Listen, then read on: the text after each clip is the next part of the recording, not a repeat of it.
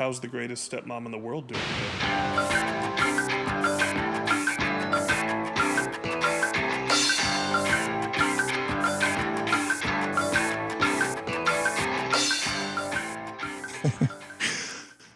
What is that? Well, it's funny you asked, Wayne. It's called a crysknife, and the Fremen warriors in the book Dune use it. The who warriors? The what? Fremen. Fremen. Yeah. Okay. Desert people. Desert people. Yeah, Okay. yeah. Freeman. Yep. Yeah. Yeah, it looks like Freeman. Like is the head of the group named Red and threatening to put his foot up your ass? No, it's Foreman. I'm sorry. Yeah, that's horrible. All right, guys, welcome to a different kind of format of your dad's closet podcast. We're going to talk about something that I don't actually know about. So we're going to get a little education here together, and we're going to talk about Dune. Dune. Yeah, actually, that's the first audiobook version I listened to it. That was how they'd say Dune, Chapter 7. Yeah. it could be kind of startling when you were driving home from work at 5 a.m. and listening to it. Yeah. Anyways, guys, if you're watching this, we're probably going to title it something like "Watch This Before You Watch Dune." I am a Dune fan, have been since I was little, mega nerd, obviously. And the Dune universe is super cool, but it's super complicated. And you don't need to know all of this when you go watch the movie. But there are so many things where I've watched other people react to the movie or other people watch the movie, and it's like something little that I'm like, oh, it's so cool they put that in there. But if you don't know the story or the lore, it's like the average person, like, okay, cool, whatever, he did that. I don't know what that means. Uh-huh. Yeah. Uh-huh. And so I thought it would be kind of fun, since this is a nerd podcast, to talk about something like that. So here we go. Yeah. So the world of Dune. Obviously, there can be people who leave comments who might be more like Dune scholars than me. So I'm probably getting a little bit of this wording wrong or whatever, but just the layman's terms. Dune takes place, I believe, 10, maybe 20,000 years in the future. So way out there. Okay. So we are, it is like an evolution of us. Human like Earth, yes. I believe in the books, they do reference old Earth as something that I think it was in the lore. And we don't have to, by the way, for anybody who's watching this, we're not going to go so deep in the lore that I talk for 4 hours and bore you. This is a condensed version. But humanity spread to the stars. And at some point in the distant past, we developed AI. Not that that's happening now. And as we've seen in the Terminator and all other good sci-fi movies, the AI rebelled. Uh-huh. And at that point, I believe humanity had kind of fractured to where we all coexisted on different planets and stuff like that. And several leaders of several different planets over the course of what I believe was hundreds of years, maybe, humanity fought back against the AI machines, and they eventually put them down, and they outlawed artificial intelligence for that reason. So that's kind of when you watch the Dune movies, they have all this advanced tech, but at the same time, it's like, it's not super past what we have now. I mean, it is, because there's space travel and stuff like that, but there's some stuff, it's like you guys are still using those. Mm-hmm. And it's because they outlawed the use of AI. So, they regress a little bit. So the leader of that, and I feel like an idiot because I'm supposed to be giving you guys an explanation, but I forgot the name.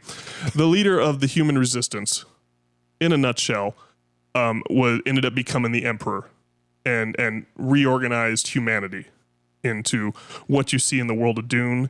And, we do have the ability to travel between stars and everything like that, but several other of those leaders who were with him in the war were also awarded noble titles.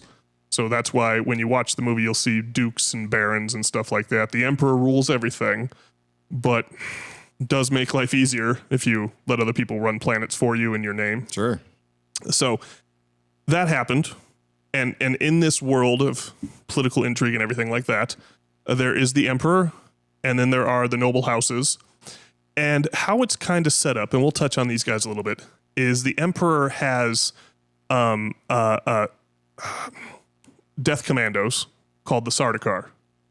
And there is a lot of mystery behind this. And in the movies, they don't touch on it too much because they don't need to some of these guys. But the Sardaukar are from one planet that the Emperor controls. And from what most people can understand, it's a prison planet. Okay.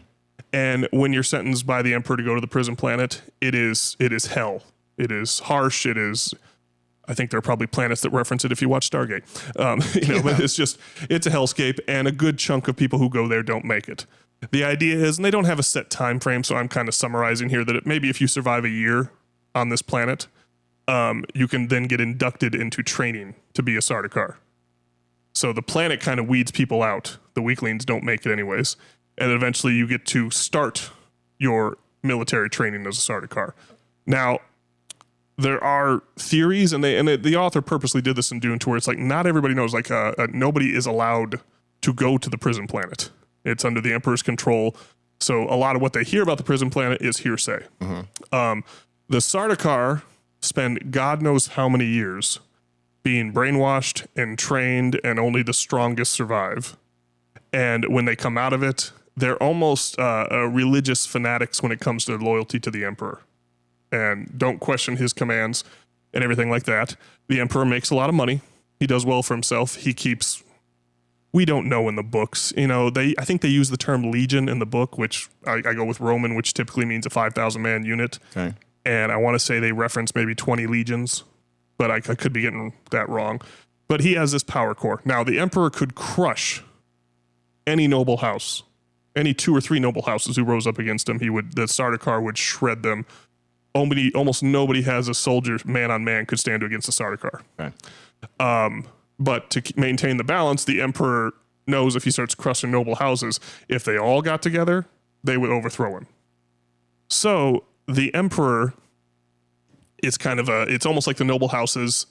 I think they even use the word Congress, where a leader of each noble house sits in the Imperial Congress or whatever, and they each get votes.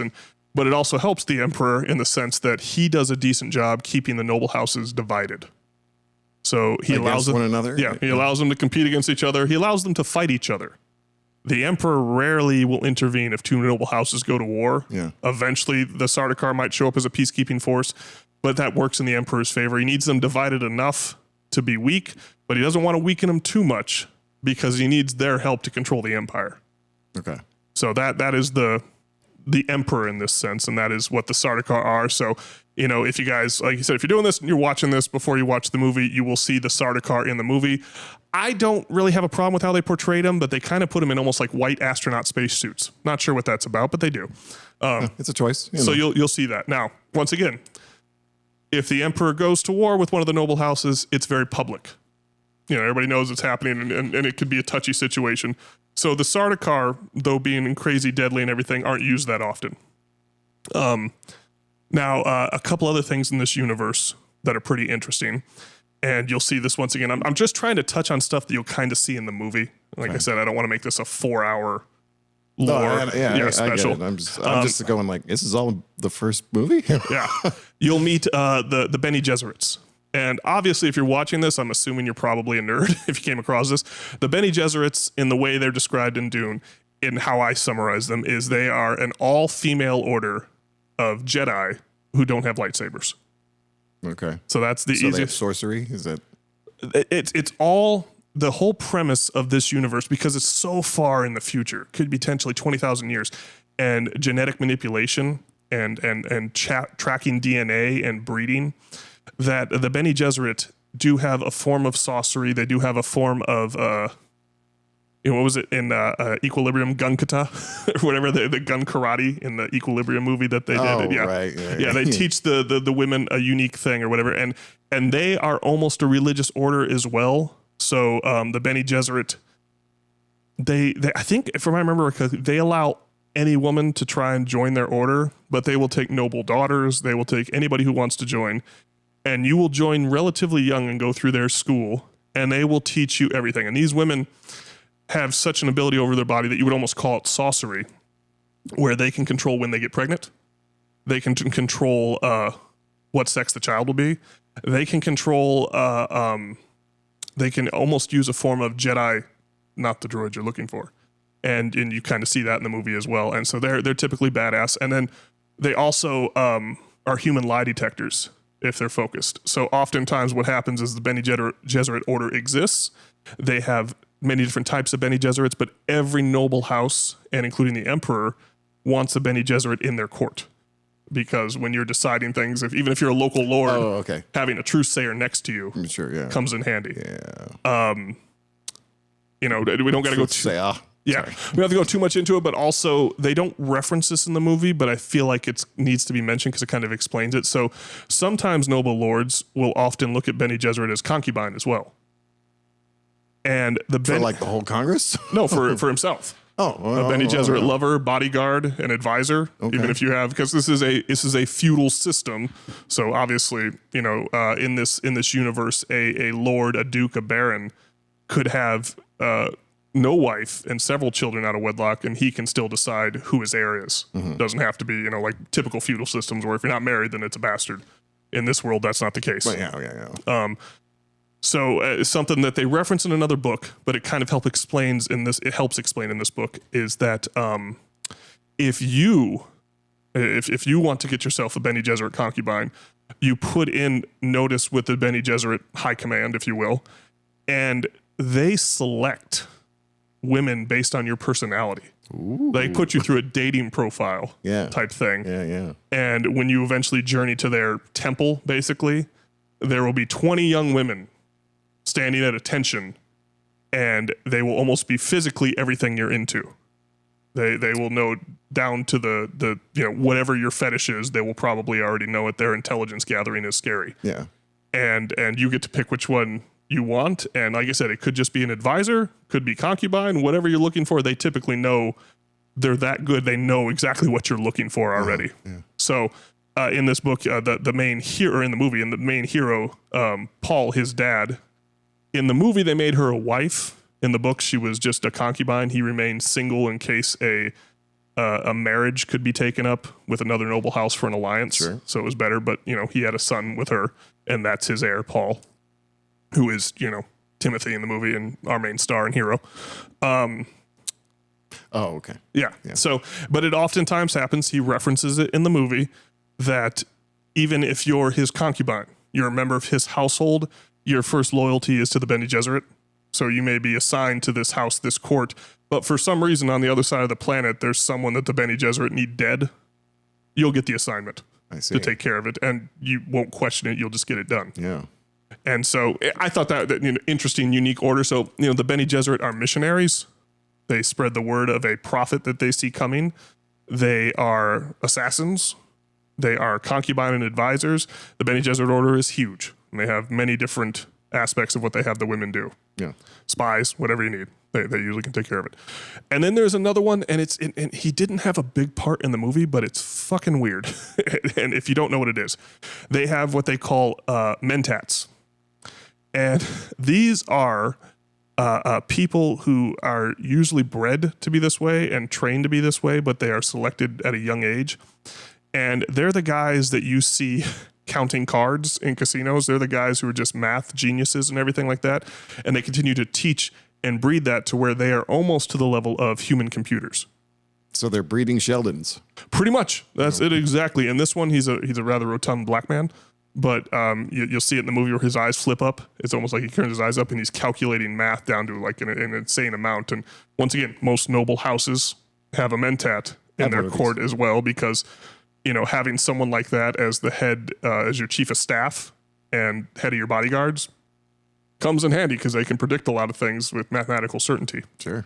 Last big thing. So I mentioned different groups. So we have the emperor and we have the noble houses. There is a third pillar in this world, and that is the trading guild.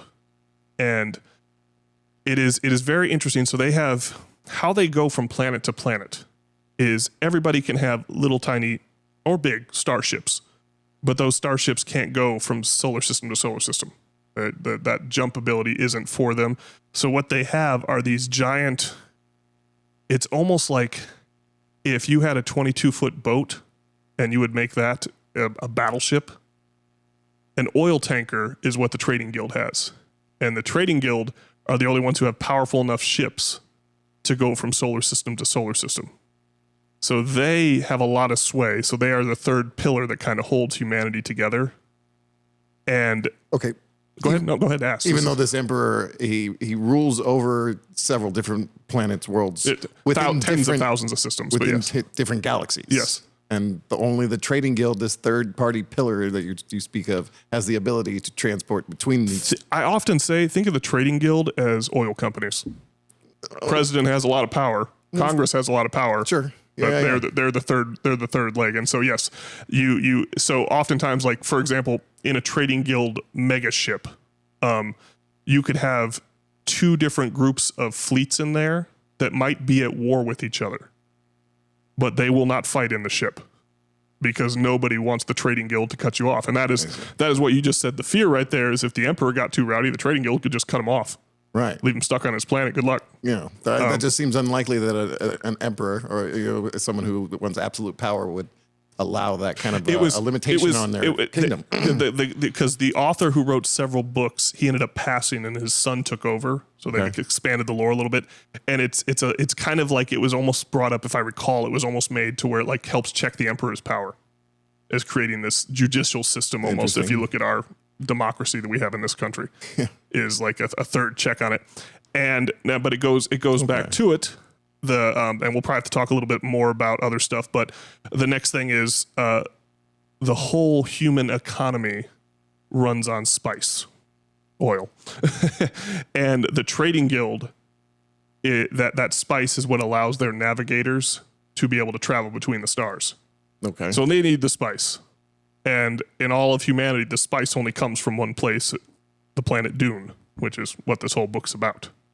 Okay, Dune is a planet. Yes. Okay. Yeah. I don't know why, I thought it was just like kind of a reference to a giant pile of sand on the planet Arrakis. So Arrakis is the name that the Empire gave the planet. The Fremen people who lived there for generations before the Empire really decided to take interest in it called it Dune. I got it, yeah. Okay. Kind of like if you lived on a planet that was just full of trash, you'd be like, fuck it, this place is just called landfill. Fuck it. Yeah, it's landfill. Dump. Which I think was a place in Transformers movie. In the Transformers movie, yes. Yeah. Yes, they had a trash planet. There was, yeah. Yeah. So that is the structure that kind of holds it together. Is spice is needed to keep the economy flowing, and you'll hear them reference it all the time in the books and the movie. Is the term "the spice must flow," no matter what. So the emperor's job is to keep the spice flowing, and he puts dukes and lords in charge of different areas to control it to make sure the spice trade keeps going. Okay. Because that's what keeps the economy going. And of course, the trading or the space guild, the trading guild, I forget what they call them now. I'm just slipping that. They are just always about the spice. We need our spice. That's the only thing. You give us spice, we'll take you around all the different planets. You don't give us spice, we can't do that. And if you're an emperor who's not doing a good job of keeping the spice going, we will help you be replaced. Yeah. We'll anoint someone else. Your armies won't be able to move off their planets. Yeah. Interesting. So that's interesting. Yeah. Yeah. Obviously, this is a futuristic sci-fi book, and I believe it was written in the 50s. So it's also kind of a Dune was really. Yeah, I think it was that long in the 1950s, 1960s. Oh. Yeah. I didn't realize it was so old. I thought it was like from like the early 70s. He and not to piss off any other sci-fi nerds, but a lot of sci-fi lore comes from him. Yeah. A lot. Stargate, Star Trek, Star Wars. I could see so much sci-fi lore that was. Well, yeah. As you were Dune talking, was the first one. Like, well, that's a typical sci-fi trope here. Yeah. That's something you would see here. That's something like it's. Yeah. In my mind, I was like, well, that's taken from a lot of different places. Now you're basically telling me that those are all taken from. They took it from them. Yeah. Yeah. So yeah, that is kind of the big premise, and that's the world that's happening in Dune. Is just very much. You have noble houses who are beefing with each other at times. They fight with each other at times. Everybody is terrified of the Emperor Sardaukar. Yeah, I mean that's probably a good intro to it, okay. and then right up into we'll go up to the movie a little bit. There are two families, the noble families that you're kind of going to see in the movie, the Atreides and the Harkonnen. For most sense, the Atreides are the good guys. Harkonnen are evil monsters. Okay. And they're just two of these noble houses. Two of many of the noble houses, yes. And the Duke Leto Atreides is the leader, and the actor who played him, I thought, did a phenomenal job. He's growing popular in the Congress. Other noble lords will often look to him before they make votes and decisions. Okay. And the actor who played the Baron Harkonnen has a line in the movie that the Emperor is a very jealous man, and his ego's starting to get hurt that this Duke has more sway than him. Yeah. And the last thing, it hasn't been tested yet in the movies. In the books, one of the prequel books, they kind of allude to it. Is Duke Leto and the men he have around him are all fascinating characters, from the mentat he has to the doctor he has to his Bene Gesserit wife, and then a name which is, I admit, very generic, Duncan, Idaho. Yeah, it's 1950s, guys. Hang in there. Well, if that's actually something I wanted to talk about, because some of the names in it, and that might actually be one of them. I just remember from earlier, like when I watched Josh Brolin is Gurney Halleck. There's another one, yeah. Well, I'm just saying, like in the original one, like Arrakis is a desert planet. Iraq is kind of the desert. And then there's there are other ones where it's like, okay, well, that's Pakistan or something, where he definitely he didn't really have a lot of creative juices flowing about. He definitely alluded a lot to, the Fremen are definitely more Bedouin people in the Middle East. The Fremen, that's probably because he had a neighbor named Freeman. And oftentimes different books have explored it, but the Atreides have the look and everything, and they're of Greek descendant. Okay. The Harkonnen are of Scandinavian descendants. The Fremen, I think he even says, or one of the prequel books talked about it, they trace their ancestries back to the Middle Eastern Bedouin people. Okay. And in before they had the ability to jump from system to system, they had the what are the colony ships that you would be live a lifetime on? Generational ships. That's how humanity spread amongst the stars at first. Okay. And okay. So that was another question I had. Those people, the Fremen, basically they imply they were Bedouin people from the Middle East who got on a ship and went off on their own too. Okay. And so on their own. And, yeah. And they have their own culture. Gotcha.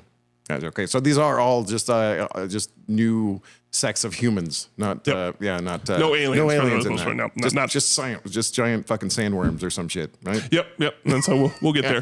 So the next thing that's happening is so Duke Leto and the Atreides, he has this great core of guys around him. Gurney Halleck is basically one of his generals, and Duncan Idaho is one of his best fighters and kind of one of his closest bodyguards. Those two, their military skill is so impressive that for the last, let's say, 10, 15 years before the movie takes place, they've been training their own soldiers. Okay. And now word is spreading through the Empire that an Atreides legion could stand up to a Sardaukar legion.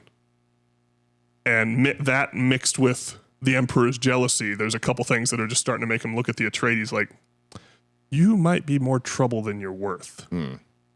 Cut the snake off at the head type thing and just end it. Yeah. So that's kind of a little bit of a setup to the movie. The other thing I touched on was the Bene Gesserit. The Bene Gesserit, because of them being in all the noble houses, because of them being able to have slight mind control, because of them having several things, it's basically alluded to, and in the HBO show that came out about Dune, it's a Bene Gesserit show, I forget the name of it, they basically end up showing you that the Bene Gesserit are guiding and steering the Empire for their own, to chase their own ends. And their big goal is they are trying to bring forth with their breeding program a perfect being who can see the future. Okay. And what the Bene Gesserit will do, and you'll kind of see this in the movie, is if there's a noble house that has a bloodline that they need, they will send one of their Bene Gesserit women to seduce the guy and get impregnated with his kid, just to keep the bloodlines intact. And they are getting closer and closer with each generation of children that are being born in the right houses, in the right places, that they know the chosen one. And they have a unique name for it that I'm not going to try and pronounce. They have a unique name for it. Is coming soon in the next generation. And once their chosen one gets here, it's almost implied they'll remove the Emperor. And this guy will be in charge. This guy. Yes. The Antichrist or whatever. And that is very important because the Bene Gesserit are all women. They can have male children if they want, but they're not trained in the Bene Gesserit arts. Are they sent away to... Yep. Yeah. Yep. Or if you're concubine in a noble house, You can raise your son, but you're not going to train him as one of us. No. And But do they have the mental capabilities and stuff that the females have, the women have? they kind of go back and forth on it. Yes and no, but do they have the ability? Sure. Are they taught how to use it? No. No. So they never really show. So, leading up to the movie, as you'll kind of see, is Paul's mother, the Duke's wife in the movie. She's training her son in the Bene Gesserit ways, and that causes a big problem. I see. Because she thinks her son is the chosen one. Ah. Oh, okay. Yes. I see. And the Bene Gesserit hierarchy are not thrilled by this. That not only did you have, because, they mentioned in the movie, once again, try not to spoil too much because you should watch the movie.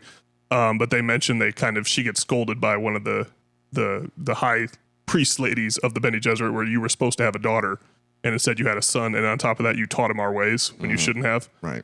So that, that's kind of leading up to where Paul, the main character, is he our hero? Is he the chosen one? Because he has, his dad has taught him leadership, taught him how to be a good man, how to do the right thing. His two uncles, in a sense, Duncan and Gurney, while other children of his age, even of noble houses, would still get combat training. They have been training him since he was a little kid to be a warrior. Yeah. They reference in the book, I don't think they mention in the movie, that Paul kind of mentions he's always a little lonely. He never really had a lot of other kids around him. Right. He was always trained and always in school and training. So between his mother teaching him certain things, two of the best warriors in the galaxy teaching him certain things, and his dad educating him, he's supposed to be the next big thing. Right. Yeah. One last thing. So it's kind of a fun way that I thought they did it in the movies. So we're way in the future. We have all this technology, yet we're still fighting with swords. And the reason is, technology came along, they invented personal shields. And so personal shields will stop bullets, no problem.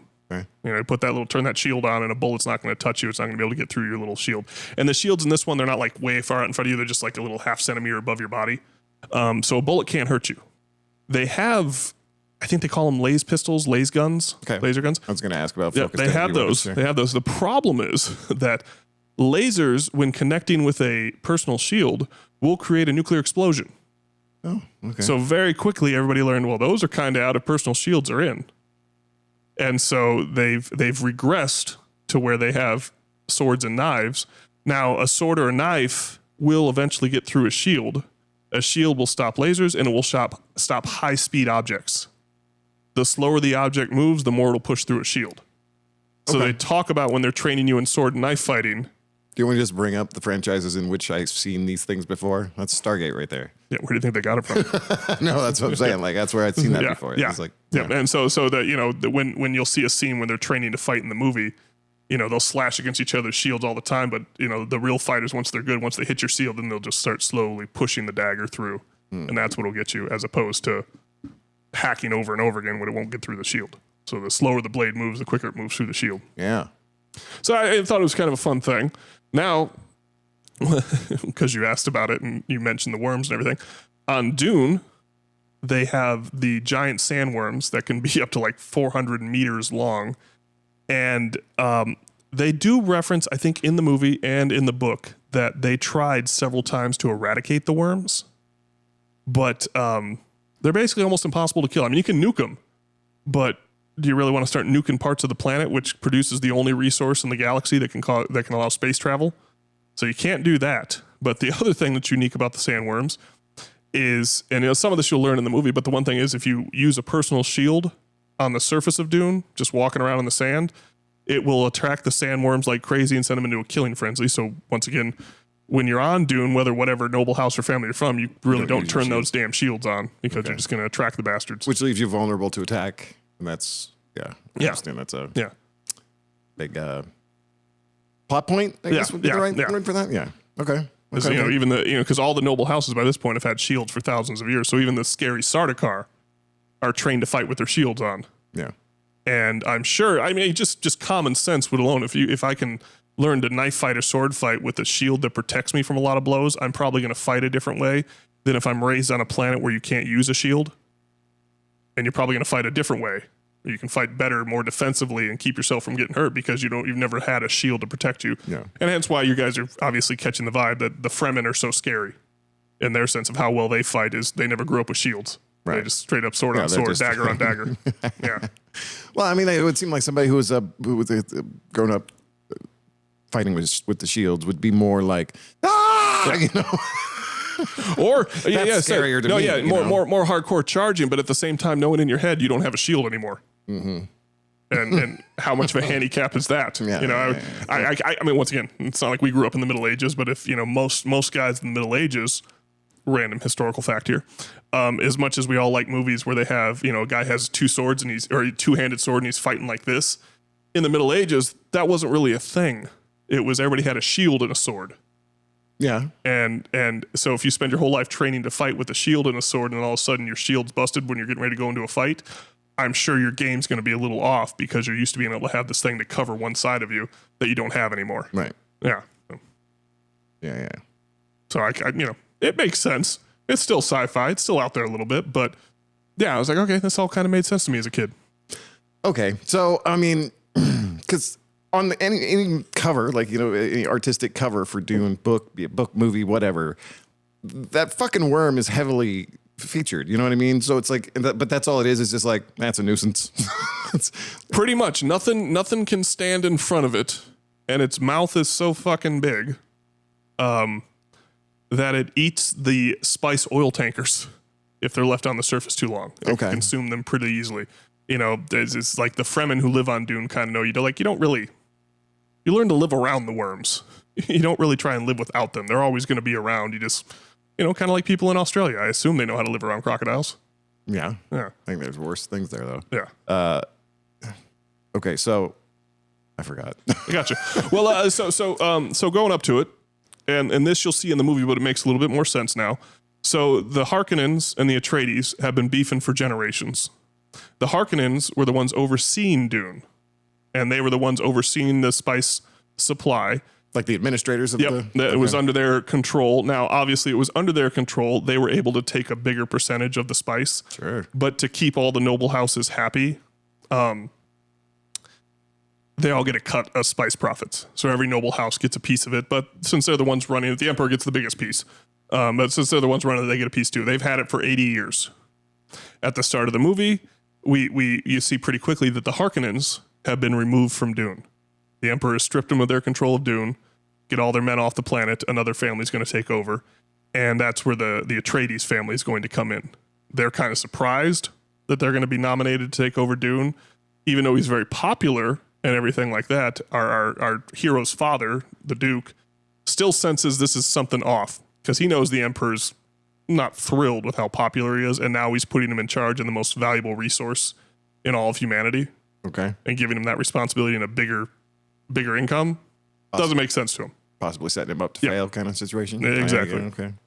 And so they allude to it pretty quickly. And I thought the movie was great because Dune is obviously just what I said here. It's so fucking complicated that I thought he did a great job in the movie, but they just can't spend a lot of time, showing that in the movie where the Duke's going like, none of this makes sense. Why am I getting this opportunity? Basically, right away in the movie, they start jumping, going, this has got to be a trap. We're missing something here. Yeah. We're not sure what it is, but we're missing something.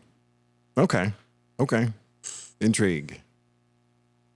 Right. Yeah. So, that's probably the bulk of it. I obviously, like I said, guys, I love this franchise. I love that Dune universe. I could talk a lot more about it, but now at this point, I start talking too much more. It's like, oh, you don't need to see the movie. Just let me talk to you and explain it the whole thing. I don't really want to do that to you guys. Yeah. I'm like, is this really? This is just the one just leading up to the first movie? Like, you just told us how the Harkonnen ran. And it's like, So and then the movie starts, and that's not the case anymore. You actually see Batista. He's playing one of the Harkonnens.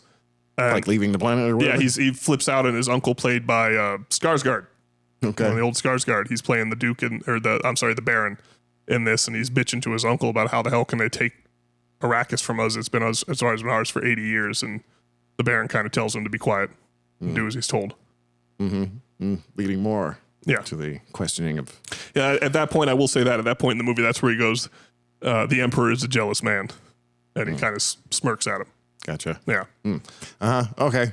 I get it. Yeah. And another thing, just something else that they don't really touch on too much in the movie, but guild transportation between planets is very expensive. Okay. It's very expensive. Like moving a legion of soldiers could bankrupt some of the noble houses. So oftentimes when the noble houses are beefing, it's oftentimes like quick strikes. You know, you load one of your attack destroyers on one of those big freighters to fly to the enemy's planet, jump off the freighter and launch a missile attack, then jump on the freighter again so they can't hurt you on the freighter. And that's oftentimes how they fight. Their fights are a lot smaller in number. You know, maybe it's 100 guys against 100 guys. They oftentimes aren't 10,000 men against 10,000 men because that would be very expensive. I can see a parody version of it where they attack the planet and they jump back on the freighter, and then the planet's forces get on the freighter too, and they just like stare at each other. Yeah. And that's kind of like, they mentioned that in there was a really cool Dune miniseries where they did what the first two movies did. They did in a miniseries, and they mentioned that like once you're on a space, one of those mega space freighters or whatever, you can't leave your own ship. And your ship is guided by the AI, or not the AI, but the guild navigator parks your ship for you, and you can't even see out of your ship. So you could be parked right next to your enemy. Can't do anything about it, even if you did know. Yeah, you can't do anything about it. You get kicked off the ship and left in the middle of nowhere. Well, I don't want any more spoilers. Yeah, I don't want to do spoilers. So, what the Chris knife here? What's that about? Is there something? So this this is what the Fremen use. Everybody has a different type of sword or dagger. The Fremen being kind of a desert people, they very much Native American in the sense where they use everything they can. And you know, I don't think this is too much of a spoiler because they say it in the movie.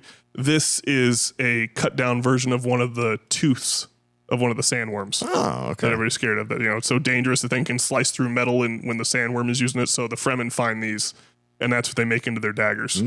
So that's what they fight with, as opposed to a lot of the other ones have longer swords and everything, but the Fremen are more dagger fighters. Inventive. Yeah. It did look like bone. That's something I wanted to ask about. So, because I would love to find a guy who makes knives to make me one of these, but no matter if they got the shape right, it's like you can't really make metal white without painting it, and that would chip off. Right. So best you can do is get resins. Well, this one actually almost looks transparent at the tip. And that's kind of how they look in the movies too, in the books. So that's the world building up to it. That's kind of probably the bulk of what you need to know to really enjoy the movie a lot more. Is just a feudal system in space. Game of Thrones in space in a sense. They got the Mentats are pretty interesting. The Bene Gesserit are just a fun factor in there too, mixed with the Spacing Guild and the other houses and the Emperor and his Sardaukar killers that everybody's scared of. His death troopers. Yep. His Gestapo, whatever you want to call them. Sure. Yeah. Okay. Well, I've only watched. I've watched the one movie with you, but back in the '80s there was that. It's a little rough. A little rough back then. TV, but I remember watching it the week because how'd they do that miniseries? We're done week to week, or sometimes every once in a while there'd be ones where it was like it's on Tuesday and Thursday, and then it wraps up on Monday. Because I think the miniseries it's in 3 parts, and I think each part's 2.5 hours. Yeah. So it was almost like a 8-hour. I remember watching them. And that one, not to shit on the movie, because the movie's amazing. That one's probably the best and closest to the book, and probably my favorite. But it was done on a shoestring budget, in a small, they couldn't even afford to film in America. They had to film in like Prague, in a backlot in Prague, and the actors, there's 1 or 2 actors you'd recognize. Everybody else is just, you done theater? Cool, get in the movie or get in the show. Yeah. Are there a lot of what we call Eastern Bloc accents in it? Or? No, they actually weren't too bad. A lot of English. But that's true. Yeah, they obviously Stewart was in it, right? Patrick Stewart was in that one. Patrick Stewart was in the '80s movie. The '90s miniseries that I'm referencing. Oh no! I'm talking about the the '80s one. Yeah. No, there were a couple other big actors in that one. That was one. I hate shitting on Dune because I love Dune, but that was one the director wasn't really excited to do it. He had to direct his passion project by the studio, if I remember right. And Patrick Stewart loved Dune, was cast in Dune, but he was a last minute casting who had to show up a day before they started filming, so he didn't really get to hang out with the cast much. Because the main actor in Dune, I'm not the main actor, but the guy who plays Paul's dad in the first movie, or in the movie in the 80s, he was a big actor too. They got some big people for it. They put some money into it, but it's so the one that came out that's 2.5 hours long for the first one, that one, I was like, they did a pretty good job for covering. And even then, how they had to do with that one, They had to split the first book in two, and so Dune Part 1 and 2 are the same book. Yeah. Yeah, that wasn't even the second book. That was just the first book. They had to split it in two. And only 2 and 3 of the movies, right? In this period. Yeah. So the third movie that's coming out at this point when we're filming this, I think it's supposed to come out in December.